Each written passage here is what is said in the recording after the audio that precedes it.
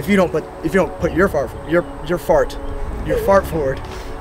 If you don't put your part forward, he can't help you. You don't put your best fart forward. You got to put your best. I don't know what we're doing here.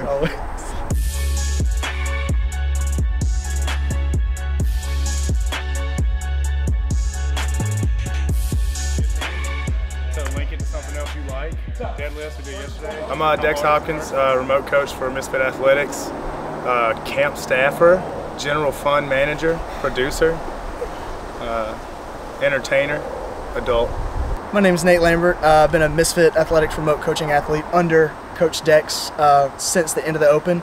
Resident poor beard grower currently, but we're working on that. A lot of effort though. Lots of effort right here for sure. This is happening. That's basically what the coaching has done for me. That's part of the remote coach. I'm from Charlotte, North Carolina, out of CrossFit Vitality. I don't think he has an accent. I know I sound like Forrest Gump even though I don't hear it. It's not as dominant as his, but it's definitely hiding. That's a good word for it. Dominant? He's got a real dominant accent. He's got a real dominant southern accent. That's better than, you sound like you're from a dumb state. I've been doing martial arts since I was 6 years old. Currently hold a second-degree black belt in Taekwondo and a first-degree black belt in American Freestyle Karate. And picked up CrossFit when I was kind of like 16 to help supplement, my fighting game in the sport of karate. So I definitely wanted to improve my open finish because the last season was very kind of injury-ridden for me. And I didn't perform well at all.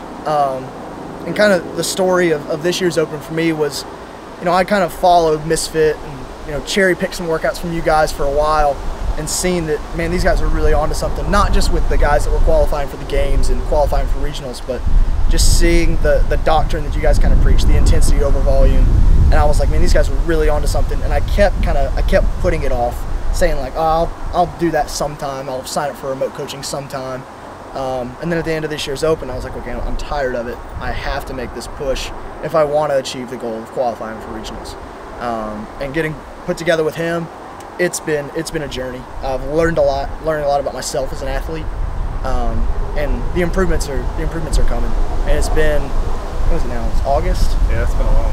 Yeah, I've been working with him since April, so I've seen progress, and I can't wait to see what the rest of the year gets us. So first week I hound people about video review and stuff like that, and I get them to send me, see how he moves. We communicate a lot, dialogue was really open, and kind of figured out where his approach was to certain kind of workouts. With first week, kind of testing week to see where he's at there, and then from there I'll give him, little pushes in the right direction and kind of more so ask the questions, let him answer himself, like, hey, like, are you going to fail this? Is that real? Or are you putting that on yourself or putting yourself in a spot to want to slow down? And that's kind of been the thing we've worked on most, I'd say, is his approach, because athleticism's there, like the tools are there, but using them to build the right things is what we've kind of worked on, and just giving the push there. Yeah, one of the things like the training versus testing approach, for years, whatever program I was following, I was always thinking about it as a test, which would always lead to me pacing things and going way too slow. And with him, it's been like, all right, you've got 205 back squats and a Metcon with rowing, you're doing those unbroken because you need to, and kind of almost disregard the time. And like you said, are you going to fail on this because, are you being weak-minded, or are you failing on this because you're just not tapping into the potential that you have? Which has been a huge help for me. I think he's wrapped his mind around that a lot, like, and especially I think it took a month or two. Yeah. I remember one day you FaceTime me, you were in your kitchen, and you're like, I figured out what you were talking about because I was really tired, I wanted to slow down, and then I didn't. So, I didn't. So you can do that. So it's cool to see though people take steps in the right direction for that on their own, and like for you to not shove them in the right direction, but give them the kind of path and questions to lead themselves down it and discover it themselves. Because it only takes like an aha moment. That's what it was for him. Yeah. And it's been leaps and bounds really fast for you to unlock that door for yourself. Biggest change for me, the ability to talk to somebody and say, hey, how should I attack this? What should I do in this workout? How should I approach it, for lack of a better term? And then for him to really just get in my face, not in a mean way. Obviously, you look at this frame and you're like, man, he's intimidating. But you look at him and somebody that can get in my face and say, Nate, you need to make this hurt. I don't want you to worry about your time. I want effort. That for me has been a huge encouragement because he's working on me up here. I'm doing the work to get this in check, and obviously the workouts that we're doing on the blog and stuff is the real work. But he's unlocking my brain a little bit to make myself push harder. And I'm finding what my potential looks like and what my max effort does look like. And what those real limits are, and that's been our thing. Is like, you have your maybe I could do this limit, and I've tried to give him a spot to where we find the real lines of failure, and that's a powerful thing. Is like failure doesn't have to always be a negative thing. I think Yeah. We've learned every day to take a positive out of it, whether you found it and you know where the line really is, or you went past where you thought you could and you found something, but there's positives in both. So I think having the seeds planted to where each day brings something positive no matter what it is. If it's a failure and you learn something from that, or if it was a new positive and you broke through a new wall or found a new line of capacity in whatever you're doing. And that's been a powerful thing. Didn't think I could row that fast, didn't think I could bike that fast. I'm too short, my head's too big, I don't know. Can't grow any facial hair. Yeah, and now he's got a beard almost, look at this.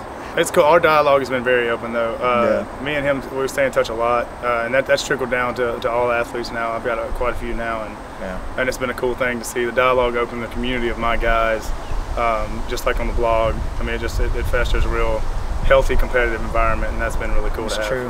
One of the things along with that, like he's saying, being surrounded with like-minded athletes, to see like we did Diane the other day, like to see everybody posting their times. And I was having a really rough day, was down on sleep, whatever, felt like shit.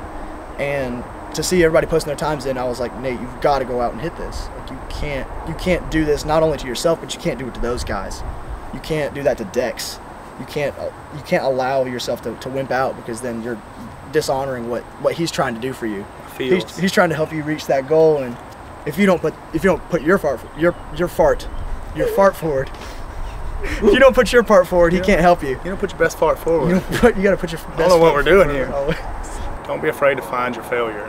I think it's a really important teacher, and it's for me as a coach and athlete in the last year, wrapping my mind about it's okay to fail, and if you're doing that, then you're finding new boundaries, and then when it's time to set like a real kind of pace or a strategy or whatever, you have real gauges of that, and you're not leaving anything on the table. So you know yourself as an athlete, so whatever the test is, you know what your best is, you can make the strategy off that, and then you do your best, and that's all you can do, and you can be cool with that at the end of the day.